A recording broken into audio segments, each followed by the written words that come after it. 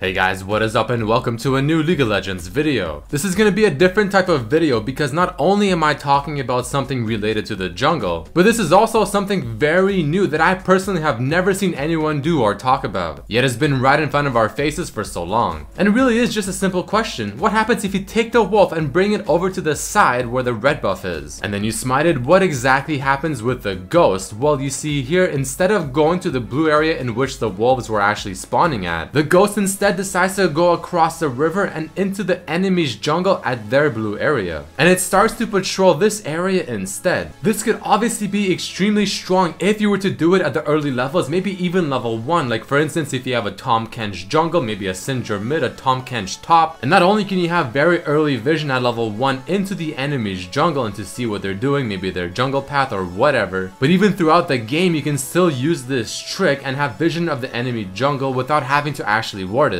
The big question that we do have to ask is this intentional or is this a bug? Truly, I have no idea how Riot will perceive this. However, I will talk about exactly how this works a bit later into the video. So we'll go through different scenarios because I'm sure you guys are wondering, well, what if you take the wolf and bring it to this part of the map? What exactly happens there? So in this example, we took the same camp that we did at the beginning of the video. Of course, it did respawn so we can actually smite it, and we brought it to this side of the map instead, being the enemy's red jungle. And you can see, even though we used the smite within that area of the jungle, it still went back to its original location and is patrolling our jungle on the blue buff side. So following this, we decided to test what happens if you take the buff and put it very deep into the jungle. Does it change any of its behavior? So here we went into the enemy's jungle at their red buff and put it as far as we possibly could, used my smite on the wolf, but this one still decided to go to our jungle on the blue buff side. So as you're about to see another example of us taking the wolf and bringing it all the way back into our base and then using smite on it to see where the ghost goes, I'll explain to you how I believe the behavior does work. So from what I understand, it seems like it really just depends on what side of the map you use the smite on the wolf. So looking at this minimap, there's obviously two sides to the game. But just imagine that there's a line drawn from our base to the enemy base. And the example you're seeing right now further just proves that this is most likely the case, because if you smite it on the bottom half of the map that you see there, the buff will go across the river and it'll go into the red team's blue buff area in the jungle. However, if you use the smite on the wolf anywhere on the upper part of the map, so the top left, then the ghost instead will go down to blue team's blue buff area in the jungle and patrol that area instead. But regardless, this is still insanely strong because either team at level 1 or really any level for that matter could effectively use this trick to get the ghost into the enemy's jungle to see what's happening there, without having the risk of going there yourself to put a ward down, and of course the possibility of putting the ward in the wrong area or having to use smite on the enemy wolves. But there's still one thing we decided to test out to see exactly what happens. What if I take the wolf and bring it over to the other part of my jungle, so the red buff side, smite it, and have the ghost go into the enemy's jungle? But what if the ghost passes an enemy player as it's making its progress to the enemy jungle? Well, as you see here, it actually does not stop and start following that player around. Instead, it always goes to its initial location where it usually rests, and then it starts to act like a normal ghost, following any enemy trespassers.